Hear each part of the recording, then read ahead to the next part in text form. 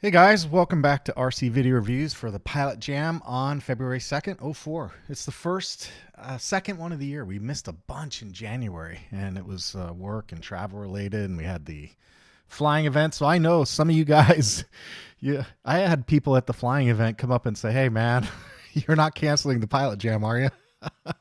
So the answer is no. We're not. It was just one of those things, it was just kind of a string of events that one thing led to another, and I just we couldn't get them knocked out. It just life got in the way. What can you say? What can you say?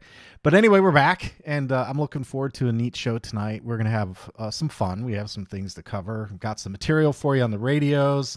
I've got some 3D printing stuff to talk about. So we have some things to go over, and I can tell you that Hobie was first like 48 hours ago. That's right, Robert. Robert was paying attention. I posted because it had been so long since we did a Pilot Jam, I decided to put I put the live stream on the YouTube feed like 2 days ago to let everyone know, because it had been a while and I wanted you guys to know it was coming. We're coming back. We're coming back. Never really left, but I wanted to get it on the agenda so everyone knew. Anyway, I saw HP Jeff come in not too fast, after Hobie, not too long after Hobie, rather, a few minutes before the event. So welcome, Jeff. William Cox is here. How you doing, William? It's like the old school crew is here. Bill is here. How you doing, Bill? Good to see you. Henry A., good day from Australia. How you doing, Henry? Glad to see you.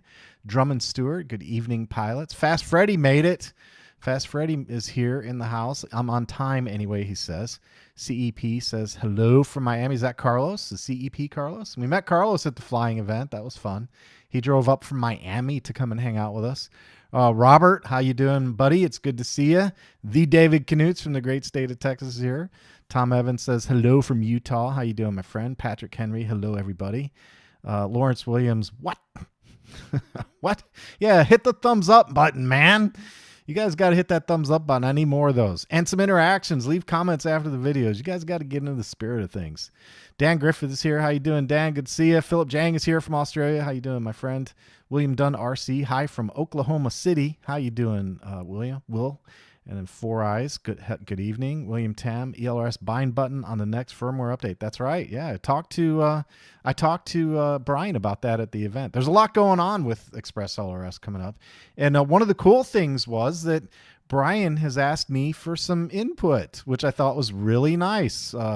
He said, "Hey, we got some things coming up we want to work on," and I have a fixed wing perspective, so he asked me a couple of questions, and I gave him my feedback, and he said, "I think we could use that." So I was really excited about that. It was so great to have Brian at our flying event. Hopefully he'll be here tonight, but if not, that's fine. Yeah.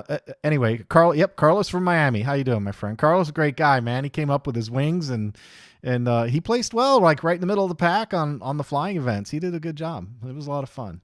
Made some new friends, made some new contacts, and we definitely had a good event. We'll talk more about that. We'll cover that.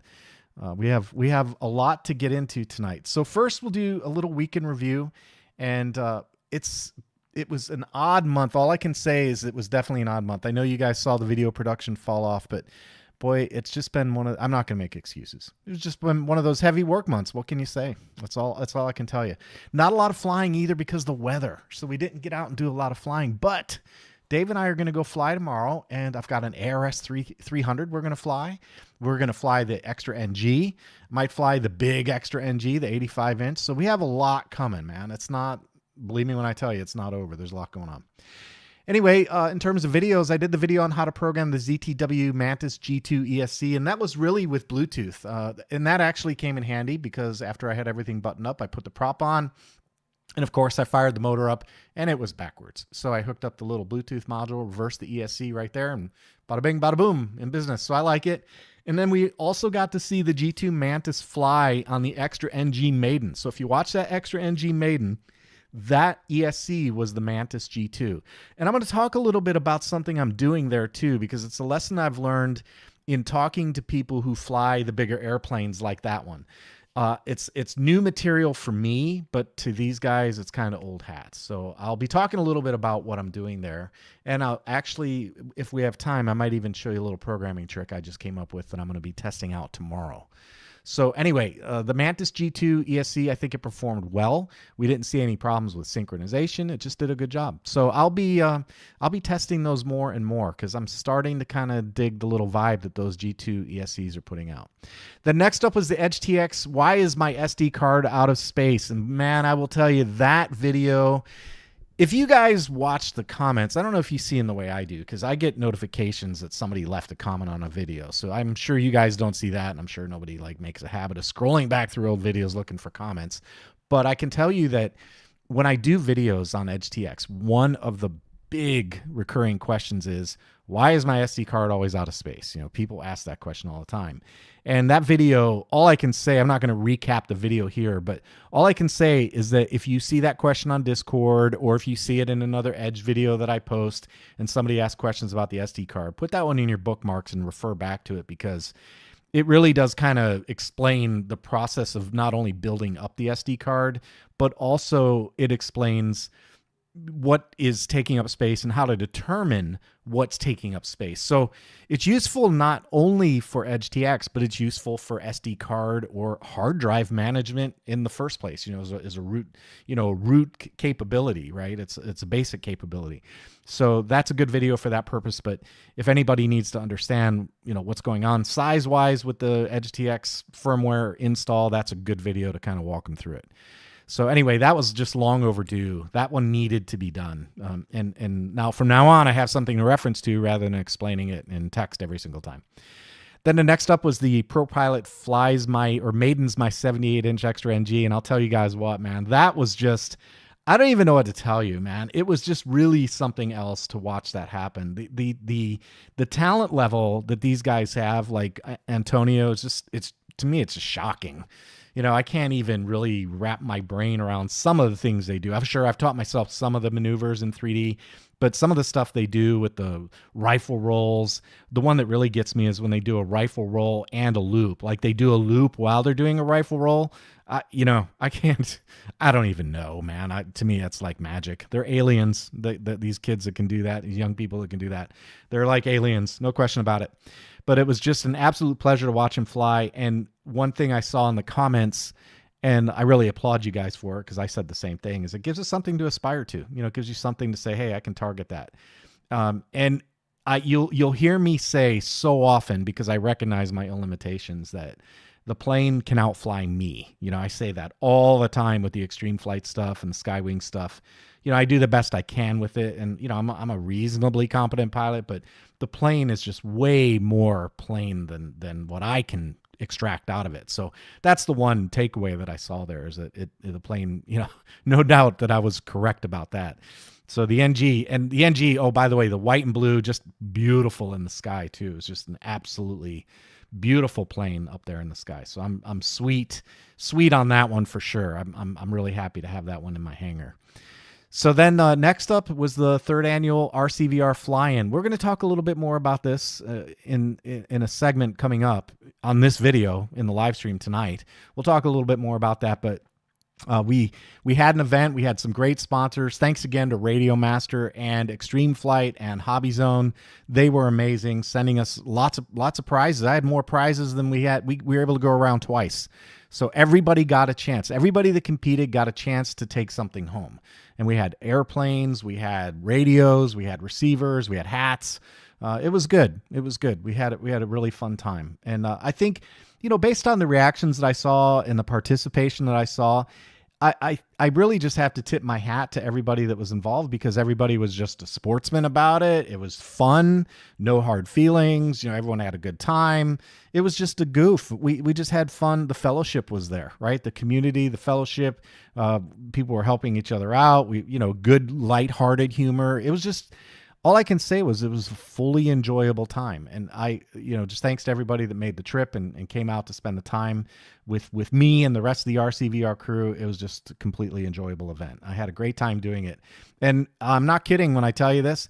It was literally 7 a.m.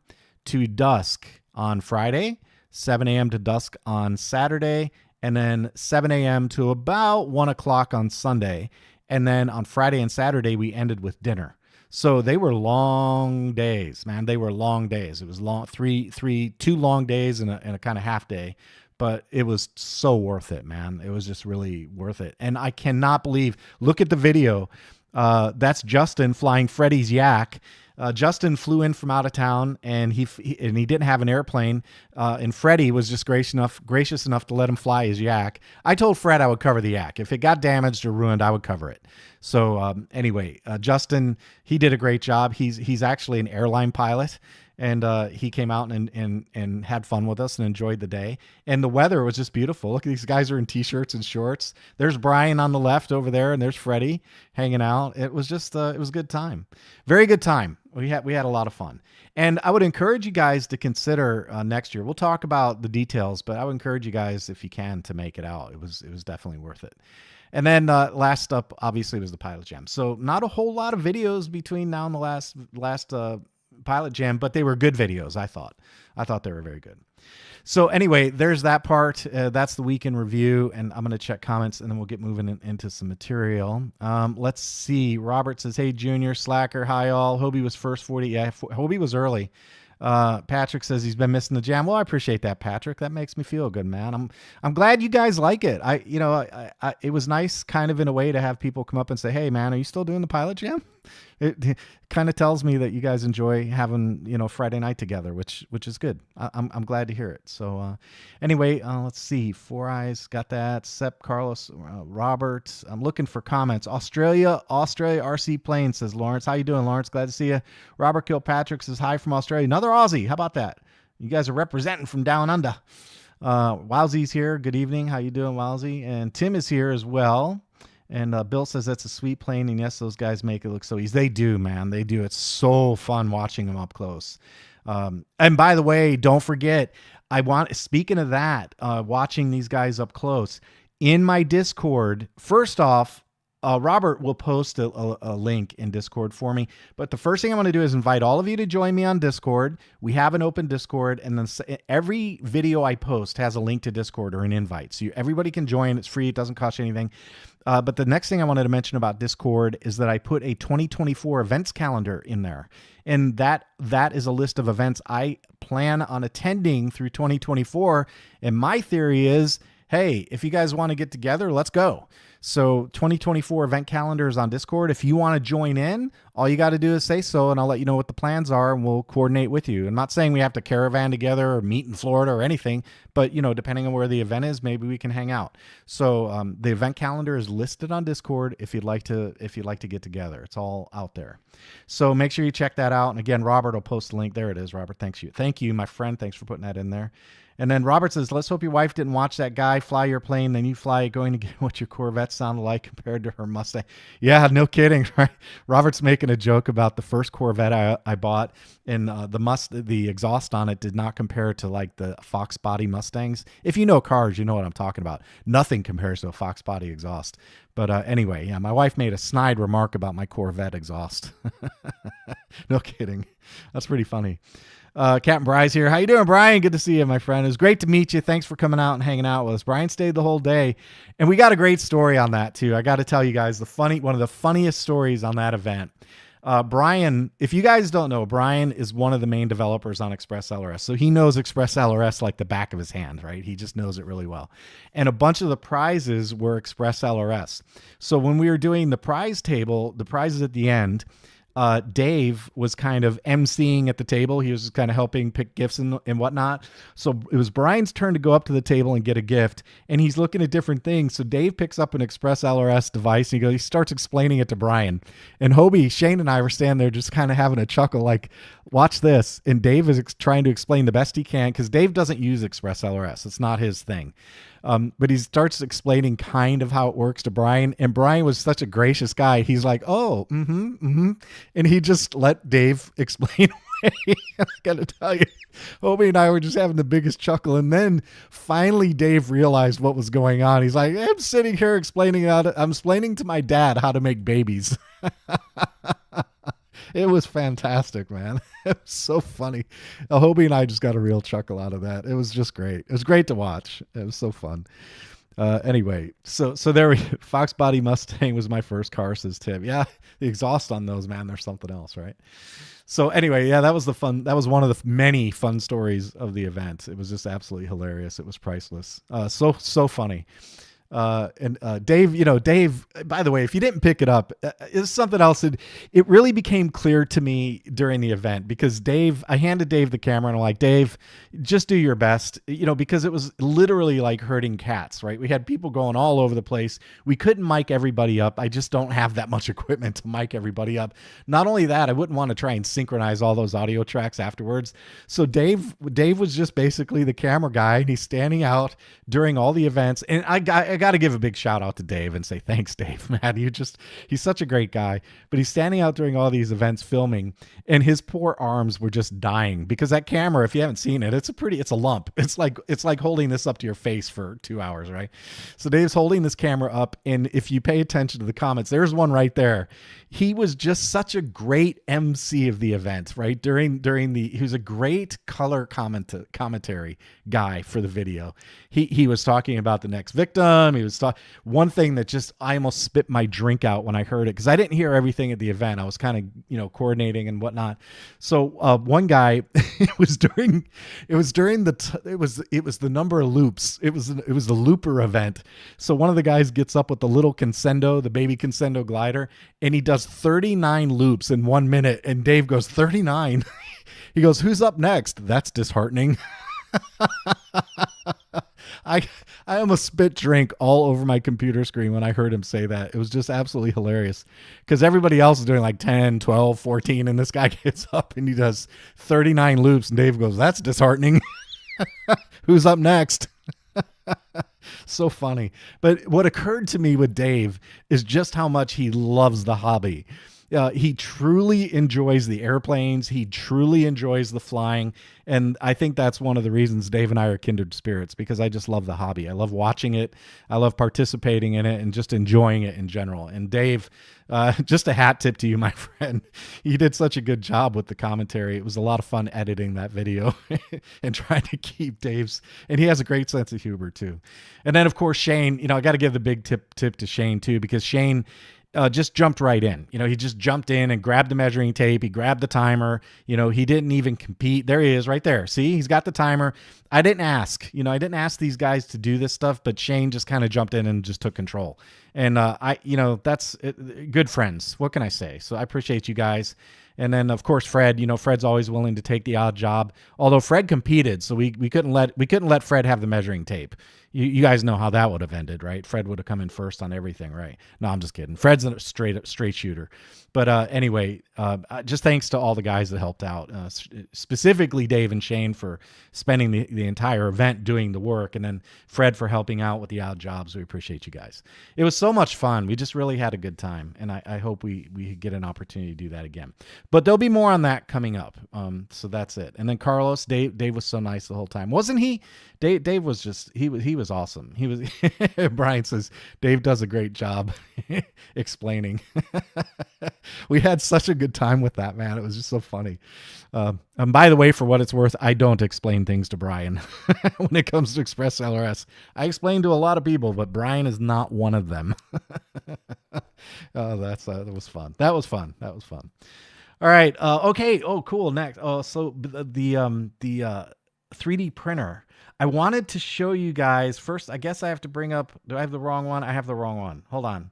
Here we go. There's my little snaz. Now you guys know how I do it. That's the timer at the start of the video. I wanted to bring up a little video for you guys. I'm just going to play this for you. I'll talk a little bit about it. I wanted to let you know that I got a new printer. And if you want to know about it, Tim, Midwest RC, he's on this live stream. Tim helped me spend my money. But he posted a couple videos of this thing in Discord. And when I saw that, I'm like, and then I started asking him a few questions about it. I'm like, I kind of need to have that. So the first thing I wanted to show you is this part where there's a look at the printer, and this is called the AMS Lite, and it's the something materials system, the A1 materials system or something like that. But it's a filament spool holder, and as you can see, it does 4 colors, and you can put 4 different types of filament in there. So the printer is a 4-color printer or 4 material printer, and that little spool on the right actually has RFID in it. So when you buy the Bamboo Labs, this is, by the way, it's the Bamboo A1 combo. There's a link in the description. It is not affiliate link, so I don't get anything if you buy it. This is unsolicited. I'm just telling you guys about the printer. So anyway, when you get the combo unit, you get this AMS light, which holds your spools. And the cool thing about it is it's got built-in Wi-Fi and its own slicer that integrates. You can send a job from the slicer on your desktop directly to the printer over the network, and it's super easy. A lot of people consider this to be the iPhone of 3D printers. If you look at the top there, you can see a single spool and a Bowden tube. So that's good for materials like TPU, and that's what I actually have on there right now. That's a TPU spool. The TPU does not work so well with the AMS light, the material system, but it does work with direct drive, no problem at all. So that's why I have that up top, because that's good for TPU if you want to use that. Now, if you do have to remove one of these Bowden tubes and replace it with your one from the top because it's only got 4 inputs. I really wish they would have made that a 5-slot input, because then you could do 4 on the material holder and 1 up top. I really don't understand why they didn't do 5, but whatever. It is the way it is. So anyway, there's that. And then another thing that's really amazing about this is the speed. Now, I tried to capture the speed in this video and it didn't do a very good job, but I do have another one that I'm going to bring up that will show you what I mean about the speed. On the left-hand side, this little black square right here in the middle, that's a swiper. So what happens is if you ever use a 3D printer, you know when you change filaments, you'll have ooze come out of the nozzle. That swiper is meant to allow the color change to occur, and then it swipes the loose material. And that little bucket on the side, I actually printed that with this printer. They call it a catcher. So it catches the loose material that comes off the swiper, and you can see the those little wads of plastic. That's extrusion changing color. That's what that is. So anyway, that's the bucket. And then the build plate is called PEI, and it's a flexible metal with this Teflon style coating, textured coating. And that's it. I can tell you that from box to my first print, there's a look at the full printer. From box to full print, it took me 30 minutes. 30 minutes from the moment I opened the box until I submitted my first print job to the printer.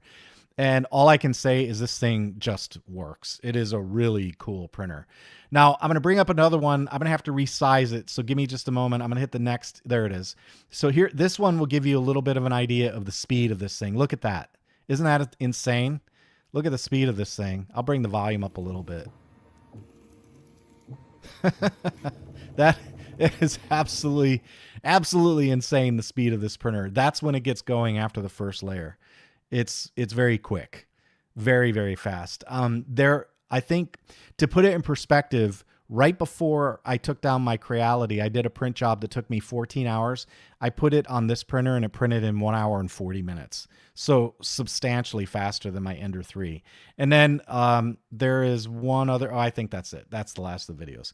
So anyway, I wanted to give you guys a look at that. And then the next thing I'll do is give you a look at some of the prints that I've taken off of it, just to give you an idea in terms of quality. And if you ever do anything with 3D printing, you know one of the most important facets is the first layer. And you can take a look at that and you can see, look, that's the first layer on this one, it's basically perfect. Part of the reason it's so good is because it's got auto bed leveling and it's got a calibration feature. So it calibrates your filament flow. It does auto bed leveling, and it does leveling before every print. Sometimes it's a little more detailed than others. Like sometimes it does like this 5-point level, and other times it does like a 25-point level. I don't know when or how it decides which one it's going to do, but it just does it. So there's no real configuration for the leveling. It just does it. So here's an example of a 2-color print job I did on that printer. Where all I did was I said, hey, I want the top layer to be blue, I want the bottom layer to be black, and there you go. I didn't have to stop the print in the middle. It just did it all by itself. So that's super nice, right? Very, very, very handy little feature if you want to do a 2-color print job. Another thing that I found out on one of the stores are these little discs. And here, let me pop these out so you can see the kind of advantage you get with doing multicolor. These are USB cable organizers, and they work like this. So if you're anything like me and you have a bunch of USB cables floating around, To make my OCD smile, these are the orange are USB-C, and then the yellow are USB micro, and the white are generic. They don't have any, they're like oddballs, printer extension cables and stuff like that.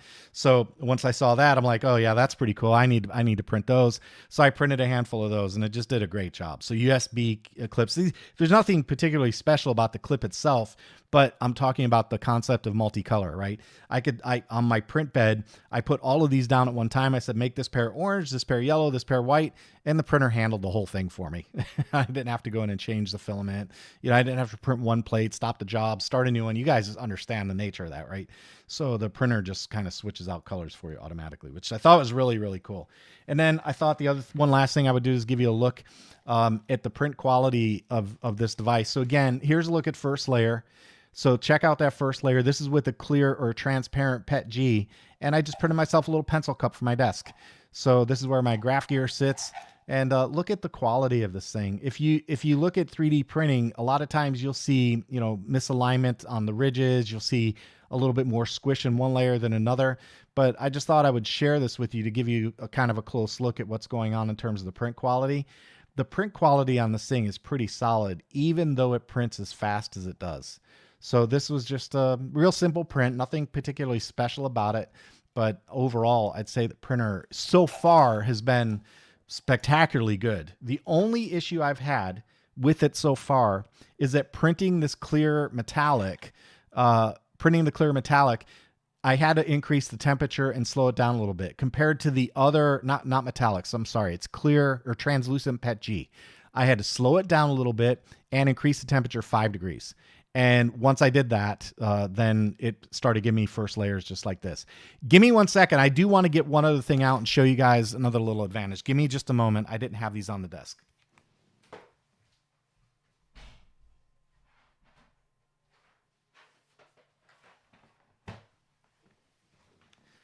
Okay, this is another thing that I printed. I found these on Menu Maker, which is the Bamboo Labs kind of 3D store. And it's just, these need to be glued in. These little tabs need to be glued in the back. But on this one, I printed the box in yellow and the lid in transparent, and they're stackable and they do clasp. And then here's a look at the next one. This is the one, when I figured this out, I was like, oh my gosh, I'm in heaven, because there's my XT stash. And I've got my 3-pin connectors, my XT90s, my XT90s, my XT60s, and all the cable covers, all in one neat little spot. And this all came off the printer. And then take a look at the print. There's another example. This is, let's see, this is the first layer right here. And I'll try and let the light help you. This will give you a really good idea what I mean by how good this printer is. That first layer, if you do any 3D printing at all, you should be looking at that right now and salivating, because that is really, really good. I mean, it's very, very clear. Very, very good print. Very good print quality on this one. And then, yeah, these tabs, I still need to glue those in and put labels on these. But then you put that down and the little latch closes right there, and there you go. You've got a nice little case, and these all came off of that printer. Now, you might see this one looks a little bit different. That's not a defect. That was actually a different print style. I forgot the name of it, but there's a different pattern that you can lay down, so that's not an error. That's just the pattern. You can actually see a little bit of a circle here and then a couple lines. That was the way it printed. So it's not, again, not an error. It's not a flaw. It's just the way that one worked. And of course, I didn't like that as much as I like that. That looked much better to me. So that's how I'll do them from now on. But I wanted to try it out. I was just kind of messing around with the different patterns. And you can see the infill is kind of a honeycomb. You can change the infill pattern. That's a honeycomb infill. But yeah, there's another one. And this is my little Express LRS box. So I keep a couple of receivers in there, my flash, my dongles, my antennas, a couple of spare breadboard wires. And that way, when I'm putting a model together, I just grab this box and I've got everything I need to do my Express LRS work. So that's that. And what was the infill? The infill percentage, like 15, I don't know, 15, 20. I just used whatever the default model settings were. I didn't change the infill percentage. But the infill pattern on the first one, I think was just called rectilinear. I think that's what it was called. And then on the second one, it was a honeycomb. That one's a honeycomb. That's the infill on that one. So anyway, there you go. Little stackable boxes, and printed all those right on my 3D printer.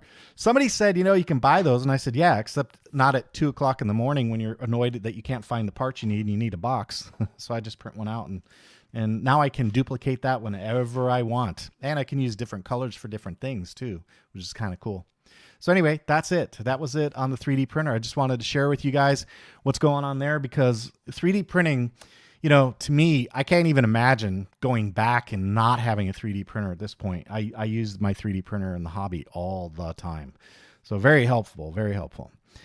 All right, let's see. I'm going to check comments and we'll get moving with the next topic. Robert says 42 watching, 22 likes. Yeah, if you guys could hit that like button, that'd be really useful. I appreciate it if you guys do that. That's very helpful. So thanks, Robert, for staying on that like whip. Let's see. Ryan P says, how's everyone? How you doing, Ryan? Midwest says, RC. Tim says, haha, finally got him to spend some of my money. Yeah, it's not hard, man. It's not hard. It doesn't take much. I'm kind of a sucker. Sucker for spending, man. I spend money like a drunken sailor. The thing is, it's got to be good value. That's always my number. It's my thing has got to be good value. Got to be good value. You can't buy it right now anyway. Are you saying the A1 combo is out? I just checked before the thing. It was in stock. I saw it. Anyway, thought it was a tiny whoop. Nope. Did you mention what type of filament you use? All of the filament that you saw tonight was PETG. All of it was PETG, and it's all the bamboo stuff, because I like the. What I like about using the bamboo filament is that it comes on the spool with the RFID tag. So once you stick it on that AMS Lite handling system, it reads the material and the color, and it sets the parameters on the printer, which is really kind of nice. So it's kind of a nice feature. And like I said, the only thing I had to adjust on all of it was the temperature of this one by 5 degrees for the first layer. That's it. 5 degrees, and I slowed it down like 5 millimeters per second just for the first layer. And when I did that, I started getting these first layers, just like that. So overall, really good. Oh, hey, and one other little thing I'll share with you guys, a little lesson I learned on that PEI print plate, that textured print plate. I had some prints sticking so well that when I took them off the print plate, it broke the print. It was stuck so well, it broke the damn print. So I did a little bit of Googling around, and I found a solution that I couldn't believe worked. I was shocked. Now, normally what they'll say is you wash your print plate with hot soapy water, and that cleans them. And apparently when it's clean, it sticks to, mine was sticking too well because I damaged more than one part taking it apart. And what I wound up doing, I found an article and they said, just spray some Windex on a towel, wipe the surface with Windex, and that creates a little bit of a film that'll let your PETG prints pop off. And that's exactly what happened. It sticks like amazing on the first layer. And then when the print's over, I just let the bed cool and go crack, and it just pops right off. Such a cool feature. Just a little bit of Windex on that PEI plate and it pops right off there. Very, very good. The brand of filament is bamboo. It's a bamboo filament, Bill. I use right from the bamboo store. Oh, and they give you, when you buy the printer, you get a little membership in their Filament of the Month Club, and that basically gives you some discounts on filament for a little while when you first join. So that's it. Let's see. Okay, so that's it. Windex, yep. Okay, everyone's on board. All right, so that's it on the 3D printer. Let's move. Okay, EdgeTX update. So there we go. I've got an update for you guys. I'm still waiting for 2.10, and I got to be honest with you, I was really surprised when they did 2.9.3. So check the changelog. If you think you need 2.9.3, go get it. I'm still looking for 2.10. I want to see 2.10. But I wanted to give you guys a quick little update on one of the things that I believe has been merged into the master. If I'm wrong about it, I'm sure the EdgeTX guys will leave a comment in the video after it posts, or maybe even in the chat. But in the meanwhile, I wanted to give you guys a look at what's one of the things that's coming that I thought was actually kind of cool. And they really did a nice job on this too. And by the way, when they first published this, I put the PR on my radio and then reported a bug, and they already got it worked out. So they found a problem, they got it fixed, so we're back in business again. But I'll just give you a quick look at this one. So first off, in terms of which EdgeTX I'm running, this is 2.10, and this is a PR, oh, okay, there it is. That's the giveaway, PR4524. That's the one I grabbed. And that is, so PR2, what is it, 4524? Sorry, let's go back to that. Yeah, 4524. That was actually refactored to include the fix that they came up with as a result of me saying, "Hey, what's up with this?" So anyway, I believe it'll be merged into main, and it should show up on 2.10. But here's the feature. So if you long press the model button, you go on the model selector. That probably looks a little different, doesn't it, from what you guys have on your radios, right? Does that look different? It should look a little different, because look at the label down here, and then look at the way the models are presented, and then look at the little grid right there. So the little grid, that is that tool, that little icon right there is a new way to toggle the views for the model selector and under manage models. It also tells you your active model. I'm not sure if I saw that before or not, but there's your active model. It tells you what you have currently loaded up.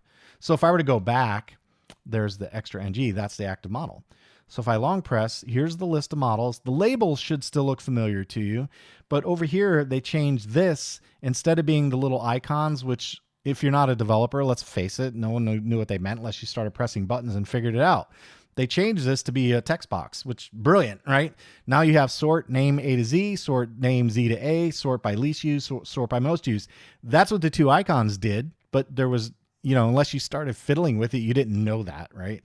So that's what that was. Now they've added text to it, which I think is great. And why not? This was unused space down here anyway, so you may as well. So it made sense to me. I liked it. I like that little feature. And then, so the next thing I'll show you is what happens when you hit this little icon.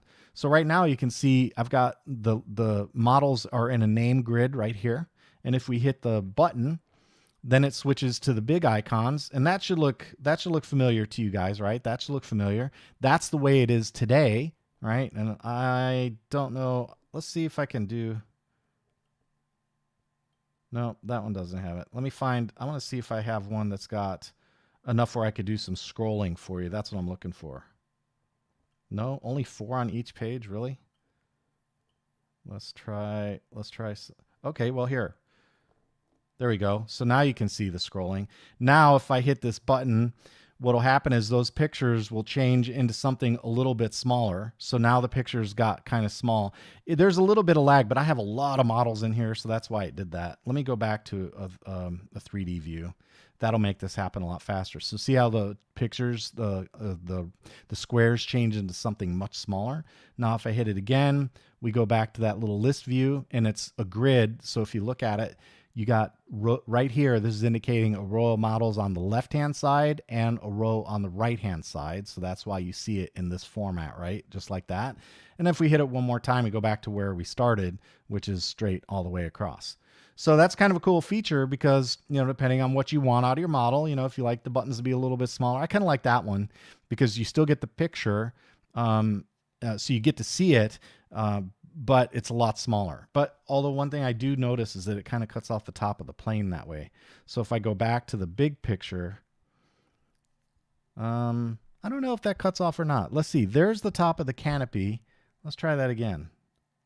Yeah, the top of the canopy is definitely cut off there. So the picture gets cropped a little bit, but I guess there's only so much you can do when you know, make the picture that much smaller. So that's the downside of that, is you kind of lose a little fidelity on your picture with this arrangement. And if you don't care about the pictures at all and you go straight off your text labels, then there you go.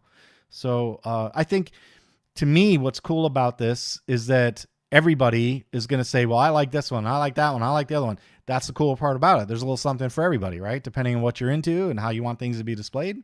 Now you have some new options on how your managed models look. So I think that was a nice little update. That should be coming in 2.10, right? Should be coming out soon. So let's see. I'm going to check comments and we'll get going. Bamboo Labs store. Yep, there it is. Robert put the link for the printer in the store. I'm pretty sure. Can I click on it? I wonder if I can click on it. Let's see. Purchase printer. A1 combo. Oh, it says coming soon. Oh, I guess they're out. Tim was right. They are out of stock, coming soon. How about that? Well, save your money. Save your money and get one. They're nice printers, I can tell you that. All right, let's see. I think that's it. Tim says I'm waiting for 2.10 for my MT12, and I think that's it. Okay, so let's move on to the next subject, shall we? Okay, the RCVR 4th annual fly-in. All right, so here's the deal. On the way this worked, in case you guys didn't know, you all can thank Hobie for this. So Hobie's the one that started all this. A couple years ago, he got in touch with me on Discord and said, "Hey, I'm heading to your direction. You want to go flying?" And I said, "Sure. Yeah, come on, let's go fly." And that was the first year. It was just Hobie and I. And I think that was the year he flew his Nazgul quad and maidened it and crashed it. And then I actually had that on video. We didn't call it the RCVR fly-in then. It was just a couple guys day at the field. And then the next year, we had a little bit of a bigger group. We had Dave, Freddie, Dave, Wolfie from the channel, and Shane. They all came out. And at the end of that event, they said, man, we ought to do this every year. I said, okay, well, if you guys are down for doing it every year, it'll be the last weekend of January. So here we go, a whole year later. We do a little bit of work advertising at the club. You know, I just told the club a couple days ahead of time. We talked about it on Discord, and we had a pretty good turnout. I think there were about 15, 20 people there, plus some family members, plus some club spectators. So it was a pretty decent turnout in really what amounts to a one-year turn on putting an effort into letting people know. And I got to be honest with you, it wasn't much of an effort, right? It was like kind of word of mouth. I mentioned it a few times on a PilotJam. We were not in any publications, no magazines, no event calendars, and we still had a pretty decent little turnout. So next year we're going to do it again. We're going to do it again, and I think it's going to be a permanent thing. So if you're interested in going, you know, unless I'm on life support or something, you know, dramatic life event happens, the plan is last weekend in January. That will be the plan. And as of now, the club will be the Larks RC Club in Tavares, Florida. So here's my suggestion to you guys. If you'd like to attend, you know, if you'd like to hang out with us, last weekend of February or last weekend of January, everybody now knows, make your plans, you know, come on down. And next year it will be a 2-day event. This year I tried just to see what would stick, right? What people would do, because I really didn't know what people would do. So I said, all right, we'll do it 3 days, Friday, Saturday, and Sunday. And out of the 3 days, really only 2 days were used. Shane and I closed the bar on Sunday, but that was it. Nobody else showed up. So what we'll do is we'll do Friday and Saturday, and Friday, you know, come in and, you know, travel in that day, maybe bring a couple planes to the field, get some warm-up flights in, have dinner. And then Saturday we'll get started, you know, early. We'll do breakfast again, and then go to the field around 8, 7:30, 8 o'clock. And then we'll fly until it's dark, and we'll do an event again, and we'll try and do giveaways and what have you. So that's the game plan. And for anybody who wants to know, that's the plan from here on out, right? It's going to be an annual event. We're going to do it from here on out. And if you want to go, let me know, because I have a channel on Discord, and I'll open that channel up to you. The only reason it's not meant to be a secret encoder ring channel, kind of don't give me that BS. It's not what it is. I just want to keep the comments in there limited to the event in general. I don't want people popping in going, hey, and starting conversations on, you know, their latest quad adventure. You know, that's not, we have other channels for that. So by all means, you know, use the other channels to talk about your latest quad adventure. That's fine. But I want to keep that channel kind of about the event. Okay. So that's the only reason I'm doing it. It's not meant to be secret. All you have to do is say you're going. I'll add you to the room, and you'll see it, right? And you can go in there and talk and make plans and coordinate and, you know, talk about where you're going to be, ask for advice on where to stay, whatever you want. You know, it's, you know, ask about the event, talk about the event kind of deal. All right. So that's the game plan.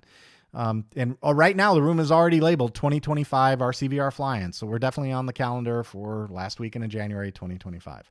And I hope to see the event grow. I mean, we had a good time this year. It was a lot of fun, and hopefully next year it'll grow even more. So that's it on the fly-in. Let me check comments. Bill says, there she is, Miss America. Oh, you're talking about the plane. That's a nice plane. More like Twisted Sister. Robert says he's going next year. Robert's from Canada, man. So if Robert comes, he'll get the award for the farthest travel for sure. At least at this point. I don't know. Maybe someone from Australia will show up. Who knows? Let's see. Michael says, Kenny won the TX16S. He has more fun with the disco lighting and has no clue about ELRS yet. Hey, yeah, Kenny, yeah, that's right. He won the TX16S. That's right. All right. Let's see. I think that's it for the fly-in. So what is next? Idle Up. Okay. Let's talk about Idle Up a little bit. Now, I don't really have a way to show it to you. I did some programming, and here's the deal. Let's bring this into the picture here. When you're flying with these big motors like this, this is a pretty good size motor, right? When you're flying with these, that's a lot of mass to get moving. And I've noticed on a couple of different planes, what happens is if I go into a maneuver where I kill the power, so the motor's spinning, I kill the power and it stops, And then I do a maneuver and then slam the motor forward. On more than one occasion, on more than one ESC, on more than one airplane, I've had a desync issue where the motor doesn't want to spin. So you bring the throttle back down and then you gradually add power. So I started asking around, and just to like close the loop on this really quickly, the advice I got from Bender, Rob, who flies big airplanes with big electric motors like this, and what I saw Antonio from Extreme Flight do was they actually used throttle trim, and they set it's called an idle up. In the helicopter guys know what this is, but it's an idle up where basically you just increase the floor RPM. And what they do is they'll increase the trim until the motor just stays spinning when the throttle is reduced to nothing. When you bring the stick all the way down, the prop keeps spinning. So I did this little configuration on my radio, and I can give you guys a look at the configuration, but I can't show you how it works because I don't have the motor. I don't have the motor set up on an ESC on the desk. But I would like to show you how the configuration works because I think it's interesting. And there might be, first off, if you're flying big planes, you might have some interest in this. That's the first issue. But if not, I thought you might have some interest in how the logic worked. Okay, so let me give you a quick look at what's going on the radio. And I'm going to go back into my logical switches, and the first thing I'm going to show you is L05. All right, now what L05, let's see if I can turn this brightness down just a little. There we go. What L05 does is it goes active when I have telemetry and when my SH switch is away. My SH switch is right here. That is my arm switch. So basically what this means is when I arm my plane and while I'm getting telemetry, L5 goes on. And now the reason I do that is because to me, that's a very interesting state because that means you have your battery plugged in, you've armed the motor, your receiver is sending telemetry. That is a serious moment because you're probably going to go fly, right? That's why I do that. So L05 says, hey, this is real. This isn't bench testing. He's probably going to fly the plane. Okay, so that's one, L05, telemetry and SH away. And then the next thing I do is I look at my throttle. So L15 says when my throttle is greater than -100. So when I come off throttle. Now, one thing I haven't figured out yet is that I would have expected the throttle to be, when I start moving this throttle up, once I hit 90, I would have expected the logical switch to take effect. So in other words, I initially had that set at -86. And then when I look at my monitor and I moved it up, it would go past -86 and not activate. It would go all the way up to like 63 and then it would activate. So I'm not sure about that yet. I have to do a little research on that one to figure out what's happening there. I'll come back to you on that one. But suffice it to say, the intention is to say, I want this to trigger when my throttle starts coming off of 0, right? And then also when L05 is active. So when I have telemetry, my throttle is armed, and my throttle stick moves up past 85, that's where this effectively starts moving. Then I want L15 to go on, and then notice I've got a sticky switch. The sticky switch says when S8 when it's locked, that activates it, right? So when I lock my throttle, that activates L16. When I unlock it, then the only thing that can turn it off is L15, which means I have telemetry and I'm unlocked and I start moving my throttle past 86, okay? So now here's what I do with that information. This is the important part.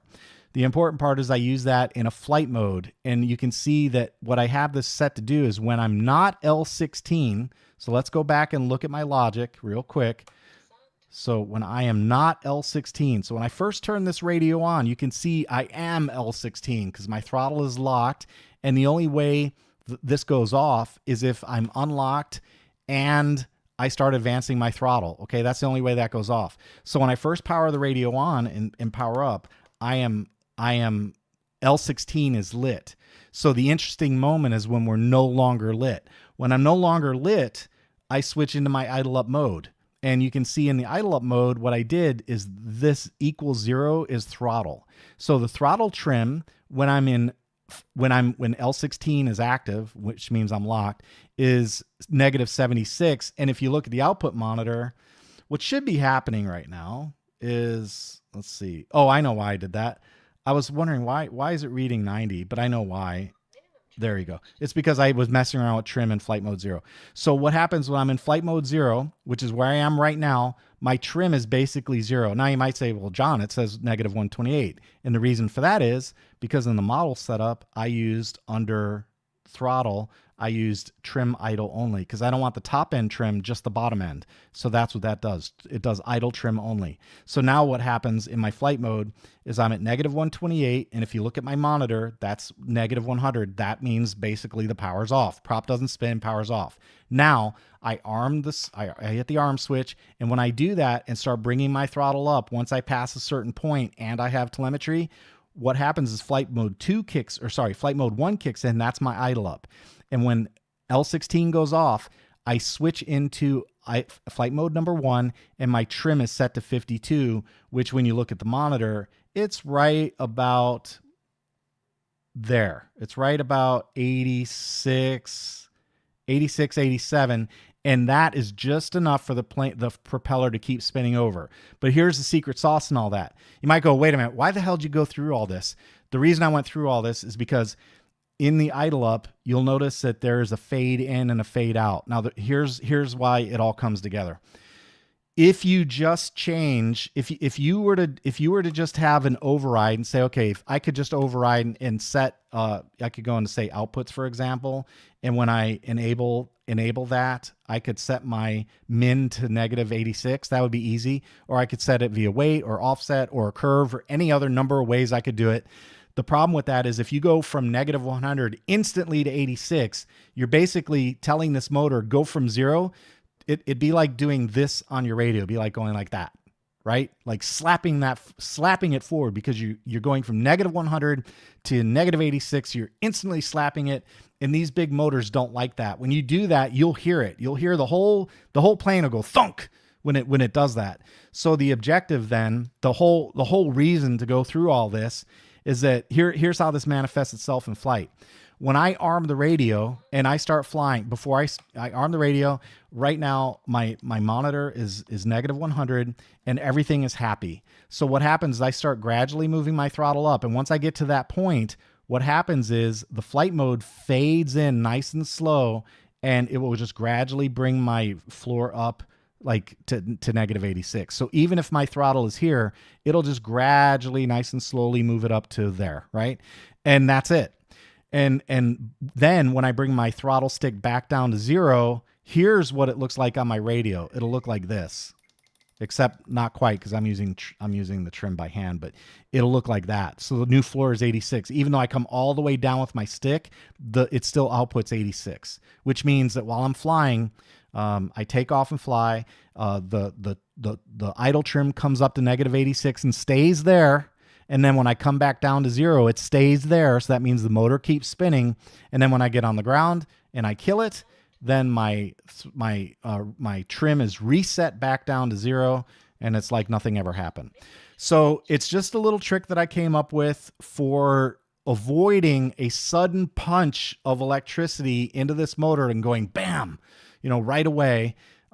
It just eases that floor up a little bit, so it slowly spools up to that new floor and keeps the motor spinning while you're flying. And I'm not a gasser or nitro guy, but you guys may have a need for something like this because this does involve idle trim, and that was really the technique, right? That was the point. So that's another reason I wanted to show it to you, because I thought maybe some of the IC guys might be able to take advantage of, if nothing else, using a logic trick similar to that to meet your own need. So just, I've never done anything like this one before. And by the way, I got to give credit to Rob, because I originally was doing this and I had it working with global variables. The problem was I didn't have any way to fade the global variable in. And when I said I wanted it to kind of gradually fade in, Rob said, hey, in flight modes, you can do a fade. And sure enough, it works great. So it's almost like an analog. It's almost like just going like that. That's what it looks like when it happens in production. In fact, when I did my bench testing, I'd start all the way down here at the bottom. I'd bring the throttle up to about half to trigger the logical switch, and I bring the stick down, and you could see the motor just go and just kind of gradually spool up. It was beautiful. Works smooth as butter, and it was a really nice feature. So there you go. That's the idle up technique, and I'll be using that on my big planes. And the main reason I'm doing that on electric is to avoid desync issues when you are going from, say, full power to nothing and then slamming that full power in again. I'm trying to avoid that desync by keeping the motor running. That's the objective. So, and by the way, just so you guys are aware, when Antonio flew my NG, he said, "Do you have an idle up on this?" And I said, "No." He goes, "Okay, I'll just use the trim to do it." And while he was saying that, Tim Hanstein from Extreme Flight came over and goes, "Hey, he probably doesn't have an idle up. Make sure you trim it up." So this is not John making stuff up, man. These are pros. This is a pro tip, legitimate pro tip. Okay, so this was their idea, and Rob also had mentioned that he uses idle up as well. Oh, and by the way, one other reason I did it this way, I don't want to remember to do it, right? It's just one of those things. When I arm the plane, I don't want to remember, oh, in order for me to fly it right, I got to do an idle up. You know, that was another reason I wanted it completely automated. So when I armed the plane and started flying, the radio would take care of idle up for me. That was another reason I did it that way. There are plenty of ways you can tackle this problem. I'm not saying mine's the best. I'm just saying it's a way of doing it. You may have something that works for you, and that's fine. If it works for you, your hobby, your money, you're happy, hey, you win. You're not wrong, right? That's the way to look at it. Okay, so that is the idle up. I'm going to check comments real quick. Let's see. Hope you talk about 3.4 update. Which 3.4 update? I don't know what you're talking about. Now I'm getting a surface disease. My record is 69 planes as of December. Jeez. I was at 75, but streamlined all my smaller planes. Yeah, I got rid of my small stuff. Oh, speaking of that, tonight was a sea change moment. I told you guys I was going to do it, and I did it. There was a moment today. There was a real moment today, like a transition point in the RCVR hangar. In terms of my 3D planes, my Extreme Flight Skywing stuff, I no longer own a 60-inch plane. They're all gone. The Laser V3 has gone to a new home. Dave has it now. And I did that because I fully intend on grabbing the 67-inch Laser V3 when they hit. So just heads up, I am now 60-inch free, migrating completely to 67-inch airframes. That's the new thing. So, ELRS 3.4, I see. 3.4, gotcha. I'm not going to cover it tonight. I will when it comes out, though. Bank on that. When it comes out and I have a little time to mess around with it, I will definitely do a 3.4 update. Absolutely. That'll probably be a standalone video, too. I have 50 or so, but they are larger planes, 1.7 to 2.3 meters. Ooh, you got the big stuff. Yeah. Michael says, I have to get rid of some. I need more room. I feel you, man. I've been going through that myself. It's painful to let go of the planes because I love them all, but my theory, my philosophy, I've been very philosophical on it. There's the little Consendo that did 39 loops, and the one after that did like 43 loops. Watch that. It's funny. It's really funny if you didn't see that. He did so many. It was so funny watching it. I think that's Kurt. Yeah, look at the loops. Dave couldn't even track it with a camera. He had to zoom out and just let the airplane fill the frame. He couldn't keep track of it. That guy was doing loops so fast. It was pretty funny. Anyway, yeah, I feel you on the airplanes. All right, let's see. I think that's it for commentary. Let's go ahead and move on to the next subject, and that is the T-Motor AM780. Okay, I want to talk about this. So here's the thing. When we went out and flew, they did the maiden. Antonio did the maiden, and then afterwards, Dave grabbed a hold of the bullet nose and he moved it, and he saw movement on the bullet nose. So you guys might be wondering, wait, why is the AM780 in John's hand? It was just in the NG, and the reason is because when we got done flying it, we grabbed the prop and we were able to move it, and we saw movement, and everyone looked at it, and the original impression was that it was something in the bell housing. They thought the bell housing was moving. But I wanted to show you guys this. If you look at that motor arrangement, like the poles and the stators, there's a very, very small gap in between those two. In this bell housing, the movement was occurring more than that gap. So unfortunately, I made the mistake. I kind of screwed up, to be honest with you. Unfortunately, I made the mistake of going out and buying a replacement motor and putting it on the plane before I really examined what was going on. And what I'll tell you is that when I ended up starting to take this apart, I'd already cut off the leads because these use a special 6. I had to buy these, are like 6 mil leads. The motor I replaced it with had 5.5 or something like that. So I had to cut the leads off. I soldered new ones on. I started disassembling everything, and then I realized what had happened. 2 of the bottom standoffs were able to be rotated by hand, and I'm pretty sure that's what accounted for the flex. So I don't think it was a T-motor. That's the bottom line. I don't think it was a T-motor. But by the time I discovered that, after everyone had looked at it, I had already taken it apart, already had the replacement motor, and already had the replacement motor basically ready, halfway installed. The only thing I hadn't done is mount it yet. And I think, again, the reason was because the 2 long aluminum standoffs are like that long. What we think happened was due to the thrashing that the plane got on the 3D flight, the first flight, that it just kind of probably compressed the firewall a little bit, and that allowed this to move just a little bit. We think that's what it was. So the next step, in case you're wondering, I'm going to mount this on something solid. We need to put it on a piece of wood or something solid, and then put a prop on there again and check it again and see if we get the movement. But my expectation right now is there won't be any. And the reason I say that is because look at that gap. There's like no gap there. And the movement we saw was definitely greater than that gap. So had there been movement on the bell like that, that would have caused real issues inside where the magnets and the stators are just clearing each other. So that's where we are. If you look at the bottom on the back, there is a little C-clip and a Jesus nut. That is all tight and secure. The radial mount's secure. The back plate is secure. The shaft is secure.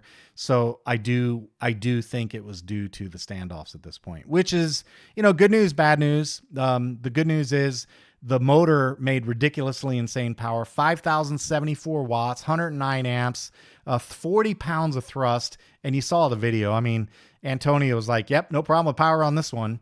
So the motor performed brilliantly. No issues there. So the bad news is I may have taken a perfectly good and expensive motor off the plane and replaced it with a new, also expensive motor when I didn't need to. The good news is I have another 78-inch motor just in case I come up with another 78-inch plane. Just saying. Just throwing that out there. Just throwing it out there. So there we go. So I'll check comments and then we will move on. Let's see. Drone Pilots is already, wow, how time flies. My youngest granddaughter turns 1 in 7. Wow. Congratulations, Robert. I'll look at it when he said he would take it easy. John, that thing. Oh my gosh. Yeah, that's what we think it is too, Robert. We think that what ended up happening is he probably compressed the plywood or the firewall just a little. That's what we think happened. That's what I think happened. He compressed it a little bit. Had I taken it apart and wrenched down on the standoff, I don't think it would have moved at all, just to be honest. Drone Pilot says that motor is bigger than my lawnmower. Yeah, I could probably drive a lawnmower too, man. You hook the right batteries up to it. You could probably cut your grass with this thing. I'm sure you could. It's insane. It's a big motor. Okay, that's it on the T-motor. I just wanted to give you guys an update. Guys, look, I show this kind of stuff to you because you're on the PilotJam and you guys are the ones closest to the channel. I wanted to explain to you why this motor is not on the NG and why I'm not flying with it.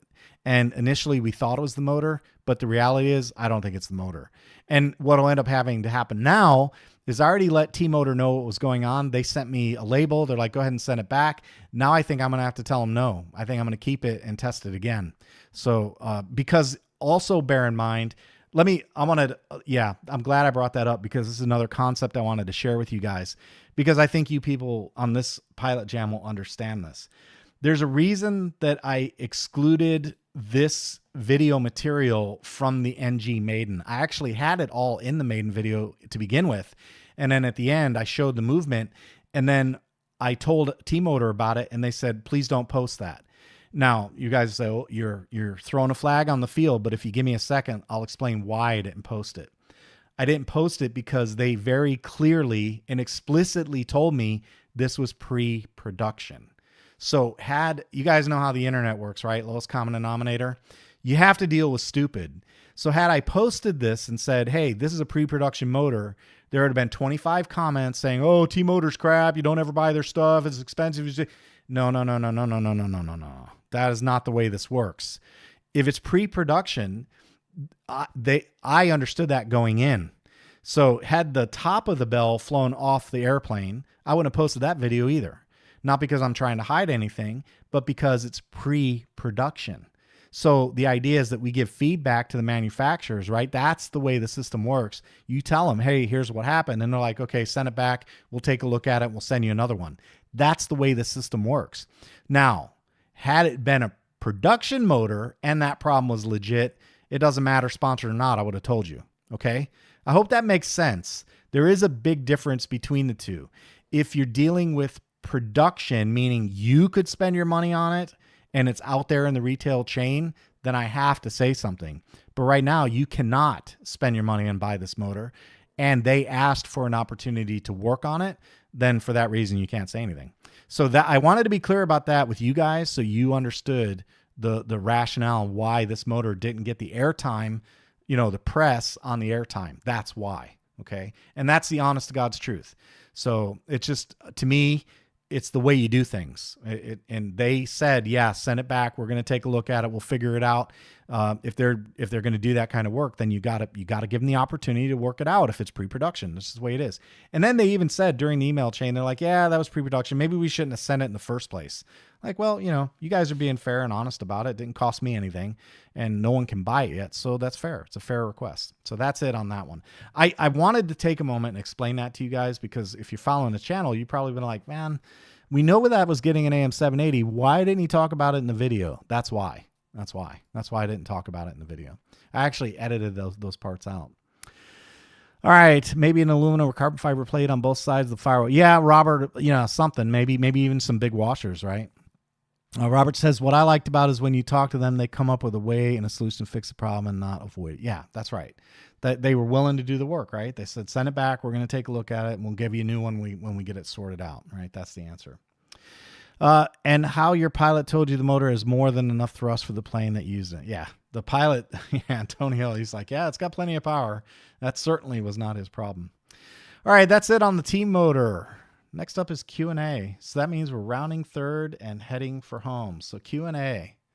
Let's see. This one's number 10. We're going to go to number 1. Nope, that's 11. How about that? There's number 1. We have 11 tonight. Man, I need a drink. I need to take a little sip of my, in case you're wondering. This is my one vice in life. It's Coke Zero. You talk for an hour straight, man. You got to have a drink. Just to settle down the old voice box. Okay. Let's see. Biff Rude. He says, how can I get planes sent to me for free? You know, I don't know. I have a hard time sometimes understanding if this is tongue in cheek or if he's being serious. I know some people, you know, when it comes to the YouTube economy, some people say things like, you know, you're just a shill, you know, can't trust a sponsored video. You know, I don't know on this comment if this is an honest question or if he's just breaking my chops. But what I would say is, produce 800 videos, answer 22,000 questions, run a Discord, fly just about every week, and spend, I don't know, upwards of 6,000 hours editing video, and get yourself 36,000 subscribers, and then tell sponsors you're ready for, you know, doing sponsored work, and maybe you get some free planes. I mean, I don't know. What do you say to a comment like that? I can tell you guys that it's a lot of work that goes into this. It's not, you know, it's not easy. You know, I can tell you that. It's a legitimate, honest effort, and it's an investment of time. So my answer to Biff Rude is how can I get free planes sent to me? Start a YouTube channel, man. Build up a subscriber base and do honest reviews, and maybe they'll send you stuff. All right, that's that. I don't know, man. I see comments like that, and I'm not sure how to react. Let's see. JS32257 says, way late question, but I'm curious why you didn't use the Toolkit M7 as a replacement since the B6 Neo was a budget choice instead of jumping to the iCharger S6. Well, first off, the answer to that question is I tried the M7, and I used it for a while. And, you know, the charger's okay. But one of the things that became evident to me after some use is that they have drift in the ADC, and it's known. And I found that out. I won't say who my source was, but I found it out. So there's definitely drift, and you don't need a source. All you got to do is measure it yourself. So check your calibration, do it, and then 3 months later, check it again and see if your calibration holds true. And if it doesn't, then there's your answer. So that's why I didn't use an M7.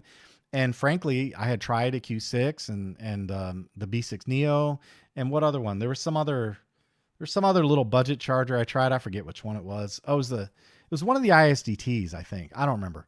But anyway, I tried 3 or 4 different budget options, and they were not satisfying me. So I finally said, you know what? I'm done playing this game. Let's try something, that's a little more spendy. And so far, all you have to do is ask the guys that go fly with me. Ask them what's in John's box. And they'll tell you, oh, he's got the iCharger X6 in there. That's what's in the box. That's what survived. So I think I made the right choice. It's the bottom line. And my long-term review on the X6 is I've been flying them for a couple months, and I throw 6L 5000s at 2C. That's 10 amps, and they just charge them away, hum along, no fan noise, no grinding noise, no disconnect errors, no bullshit that you get with this little piece of junk B6 Neo. You don't get any of it. So they just work.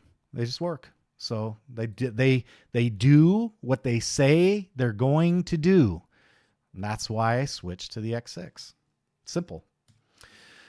All right. This is a great question. RC4x4. He says, so I put, this is on the 67-inch laser. He says, which one do you like better, the EF260 or this 260? So by the way, the Extreme Flight is an Extra 260, right? Edge 260, Extra 260, Extra 260. This is a laser 260. So I replied to him and I said, I actually like the laser just a little bit better because when I do maneuvers, they're a little bit easier to me on this plane than the Extra. So that said, you should be aware at this point, I've got the ARS 300. Now I've got the Extra 260, the laser 260, all 67-inch. And I will also be adding the laser V3 67-inch. And we probably will start doing some comparisons on the 67-inch stuff. But let me backpedal for a minute on just this one concept. What I would say, and I actually, it's Little Ski in Discord who says, how many mid-shoulder planes do you need? And that's not a bad question because a lot of them, I have a lot of mid-shoulder 3D planes, right? So I understand the nature of the question. And the answer is that they're like kids, right? They all may look like 3D planes. In other words, they all may look like your kids, but they're all different. They all have different personalities. And that is a very, very true statement. And that's one of the things I enjoy about flying them is they all have slightly different personalities. Some are tumbly, some can carve a line, some are flippy floppy. It just depends. Some present one way in the sky over others. Some seem to do things like elevators and Harriers easier. Some do pop tops and knife edge spins easier. It just depends on the plane. But I can tell you without any reservation that they all have a personality. And when it comes to flying them, it's fun to experiment with them and try out the different personalities, just like it's fun to talk to different. I have 5 kids.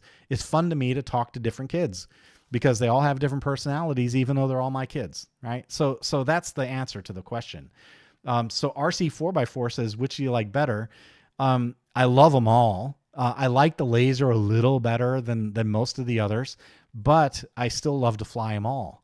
So that's the answer. It's a tough question to answer, but the other last comment I'd make on this is different strokes for different folks. If you watch Antonio go out and fly the Extra 260, he crushes it with that one, crushes with that plane. So I said earlier in the video, it's clear to me that the planes can outfly me. So that's the answer. And what I would say is that you really, when it comes to the Extreme Flight and Skywing stuff, you can't go wrong. They're just exceptionally good planes. Okay. That's the best way I can put it. It would really be nice is to go to a club where, like my field where I have a bunch of them and try them out and see which one you like the best. But yeah, it's very, very very subjective answer, I think. So I can't give a real straight answer, but I do kind of like the Laser 260 the best right now. It just feels like I get along the best with that plane. All right, let's see. Ulung Graprabababao. I'll let that one go. Does this transmitter have channel mixing feature? Yes. All EdgeTX based radios, to my knowledge, have the ability to mix channels. So the answer to that question is yes. They all have a mixer. Let's see. Alex says, I'm subscribed. If I do not do FPV, only flying, watching my small phone planes at the local park, do I need Express LRS? Hey, Brian, let me me kind of put this concept out to you, Brian, on the Express LRS. And just a thought, I get this question so much that the Express LRS is Express Long Range System. And for that reason, a lot of people who are, I guess, uninitiated maybe is the way to put it, they ask this question like, this is just for long range FPV, right? And of course the answer is no. So there's a little bit in branding that maybe, I don't know what you guys can do about it at this point. You know, you certainly don't want to like rename it, but there's got to be a little bit of effort maybe in saying, hey, it's just not for flying distance anymore, you know? So the answer, of course, is no. It's not just for long range. And if you go read this comment on YouTube, he says, what do I lose for not using Express LRS? My answer is, why would you fly anything else? Because you've got PWM, you've got SBus, you've got CRSF, you've got ridiculous reliability in the RF link, you've got VBAT, you got binding phrases, you've got open source firmware that's updated and managed by hobbyists who actually fly planes. So I mean, to me, the question is, it's not what do you lose for not using ELRS? It's why on earth would you consider anything else? That's kind of where I am with Express LRS at this point. I use Express LRS on just about everything. So anything goes RC noobs. He says, hey, you guys build these for customers. And my answer was, they do. They're called RXRs. If you're not familiar, by the way, I don't get affiliate links with Express LRS. Just so you guys, or sorry, Extreme Flight. Just so you guys know, I'm not sponsored by Extreme Flight. They sponsored the event by donating a plane, but I'm not sponsored by Extreme Flight. So it's not like they send me stuff. I don't get freebies from them. I give them airtime because I love their product, and they always do what they say they're going to do. Their planes fly crazy good, and their quality is crazy good. So that's why I give them airtime, right? But, you know, anything goes, anything RC Noob says, he says, why don't you build these for customers? My answer is they do. Go look at the RXR line and go look at the PMP line on Skywing. If you look at the RXR, I took the Express LRS. Not Express LRS, sorry. I took the ARS out of the box. And if you guys want proof, go into the Discord and the Fixed Wing channel and look at the very last picture of the ARS 300 I put together, and then look at the first video or the first picture I showed of the control surfaces all being moved. It was 1 hour, like 1 hour and 10 minutes or something like that, from cutting the box open and taking pictures and starting with all the parts on the desk until it was ready to made in 1 hour. So they do build these for customers. So, you know, the answer to that question is don't be ridiculous. Of course they do. Go look at the RXR line and the PMP line. If you weren't aware of it, and by the way, I love the RXR line and the PMP line. So RXR is receiver ready from Extreme Flight. PMP is plug and play from Skywing. They're basically, it means you put a receiver in. You put the wings on, glue the horizontal stabilizer on, maybe attach a couple connecting rods, put your receiver in and your Velcro, and you're ready to go fly. 1 hour is how long it took me to get the ARS 300 ready to go. 1 hour. All right. Alan says, hey, John, did you connect he said, how do you connect the Reflex and EPW6 S-Bus? How do you deal with channel 5 mode switching? Okay. So Brian, if Brian's still here, I know he's heard the story, but my answer is that you go into 16 divided by 2 at 333 hertz. You ignore channel 5. You set your dynamic power to 250 milliwatts or whatever makes you happy, and you simply ignore arming. You put whatever you need on channel 5. One other thing I'd point out, he came back afterwards and said, I figured it out. Mode is on channel 7. On the Reflex, I don't know why they don't document this, but on the FMS Reflex gyro, if you get those, he's not wrong. On basic 4-channel with no retracts, no flaps, channel 5 is the mode switch. On planes that have retracts, and keep in mind, this was in reference to the 80 millimeter Futura that has retracts, the gyro in that one, the mode switch is on channel 7. I really don't know why they do that. They should just put everything on channel 7 and call it a day. So just FYI, if you're dealing with a reflex gyro and you have retracts, the mode switch is on channel 7, not on channel 5. And the way I deal with it, I use 16 divided by 2 at 333 hertz, which gives you 16 proportional channels. I set my dynamic power to 250 or 150 or whatever, you know, whatever higher number makes you happy. And I ignore channel 5. That's what I do. Okay. Let's see. Toddzilla says he's killing it. Thanks for sharing. Gives the rest of us something to aspire to. I mentioned this in the earlier segment. Yeah, 100%, man. Watching these guys fly and seeing what they can do, it definitely gives you something to work on. It's something to aspire to. It's the best way. It's the perfect way of putting it. It gives me something to aspire to. I watch that. I'm like, man, I want to do that. So I spend time working on it. And he's absolutely right. Gives you something to aspire to. Good comment. Let's see. Beyond You, he says, hello, I'm looking towards the extra 78-inch NG. In comments, I read flying 73 to 74 with 6S LiPos. What do you think about flying the 78-inch on 6S? Way more weight on it. My answer to that would be no. I would say no to that. I'm not saying it can't be done. And there might be people who say, well, I fly a 78-inch with my 6S. I've been doing it since 77. Okay, fine. My attitude, no. I wouldn't do it. I think that the 73-inch slick, the 70, what is that, a 70-inch slick? That is as big as I would go on 6S. I wouldn't go any bigger than that. Anything bigger, I want 12S. So that's my answer. Your mileage may vary, but for that style of flying, that size plane, 78-inch, 100% I'd use 12S. All right. This was an interesting comment. Daniel, he says, does the Ranger have a throttle cut on the default transmitter? And I said, I don't think so. He said, well, that's some safety issue that makes the plane hard to recommend to someone new. My answer is no, it doesn't. The plane's fine. And here's my response. My honest response is, if you're new and you like the Ranger, and the Ranger is a very good trainer, I would say get the plane in RTF format if you must, PMP if you can, and get a good radio. Just get it, even a Boxer. Just get a Boxer. And then you never have to worry about whether or not this ready-to-fly basic radio has some feature, audio prom, voltage, timer, throttle cut, or any dual rates, or any of the other stuff, right? Just get a real radio. And then furthermore, I would say, if you're new to flying, and if the ready-to-fly radio doesn't do what you want, then use it one time, do the assessment. Hey, I like this. I can do it, whatever. And then sell the radio and get a real one, but the answer is, I don't attribute a fault to the plane because there's a defect in the transmitter. That's the answer. So yeah, the transmitter, I wouldn't recommend the transmitter. I would say, well, if you have to get it ready to fly with that transmitter, then that's your option. But that doesn't mean the plane's bad or the plane's got a problem. So that's the answer. Go get a real radio and problem solved. The plane is still excellent. Bottom line. All right. And then 11, Jay, good old Jay from Arizona. He says, sweet airplane. Yes, max rates. So I wanted to share a little something on that with you guys. On that note, this is something Antonio mentioned. I know Rob has mentioned it to me in the past, and I've thought about it so many times because I spend so much time in high rates right now that I'm probably going to make the change where I'll be on my 3D planes.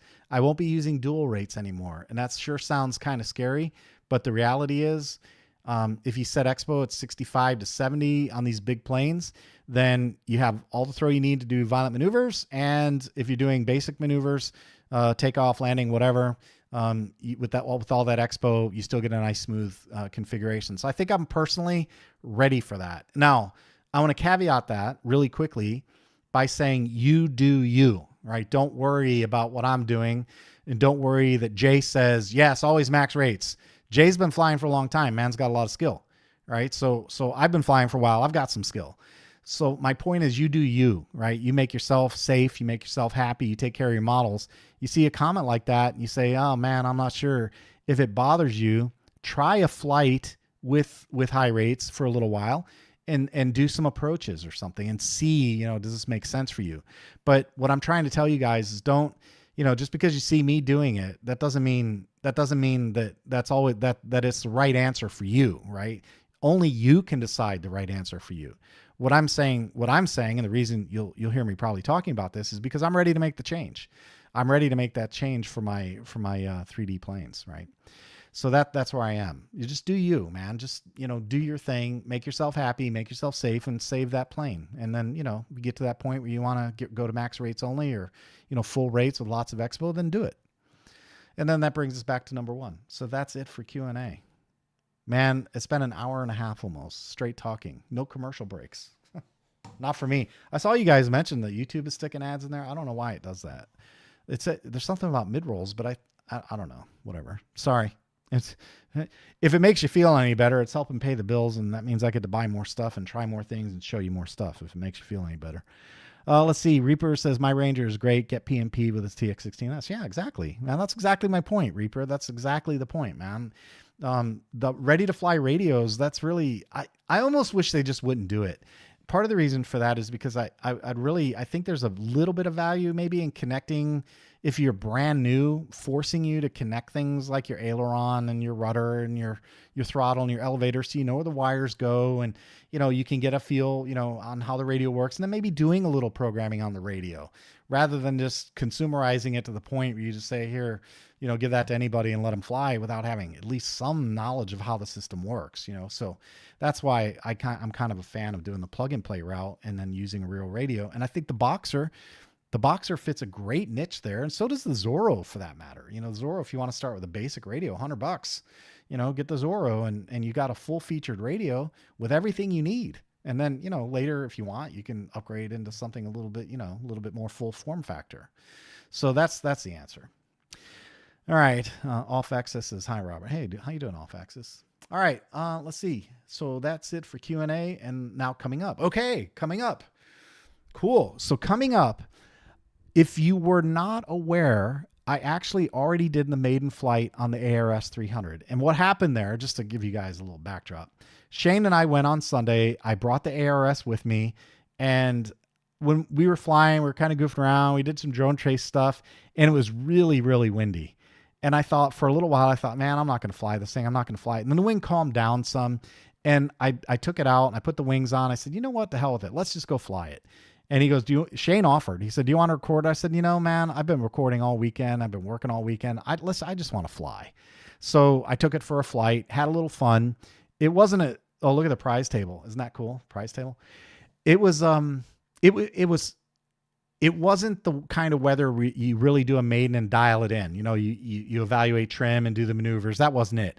It was the kind of maiden where you hold on for dear life and pray to God that it stays in the air. And then you realize while you're flying around that you really hope you can get on the ground without breaking the landing gear off because the wind shear was crazy. So that's the kind of maiden it was. And, so for that reason, I didn't do a video on it because honestly, I just didn't feel like working. But tomorrow, what I can say is I've got the Sunny Sky in the NG. So I'll get to fly my NG for the first time tomorrow. And the ARS is ready to go. And I'm even thinking about bringing out the 85-inch NG and doing some flying. So Dave and I will do a little bit of filming tomorrow. We'll definitely do a maiden video on the ARS 300. We'll probably put something together on the 78-inch NG, seeing how John does with it after watching the Pro fly it. Although I'm after watching the Pro fly it, although I'm sure that's going to be a letdown for most of you. I'll do my best with it, but I'm looking forward to flying that plane. And then I can tell you there's still some work to be done on the helicopter front, and I can tell you there's some hardware changes happening. So hang tight. We're still going to do the raw video. It's coming. I promise you it's coming. I know we've been talking about it for a while. All I can say is just hang tight. It'll be worth it. I promise you that. It's going to be worth it. So that's what's coming up. With that said, I'm going to go ahead and look at comments and see if there's anything else I need to address, and then I will wrap this one up. So I'm just going to scroll back and say, so William is asking, what about the uncrashable heli? You know what, William, you're right. That still works. I think I'll bring that out tomorrow because that helicopter has been sitting, waiting to get some more airtime. So yes, William, I will bring that out and I will fly that tomorrow. I'm going to get that one in the air. I've been meaning to do that. The OMP M4. Let's see. Juan says, hello, do you know about the Radio Master working on a rotor flight to FBL?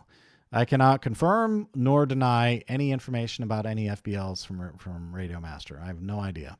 Let's see. Jerry says, hello, I'm hoping you can help me. My son is 15 years old and wants to get into RC planes on any plane that would.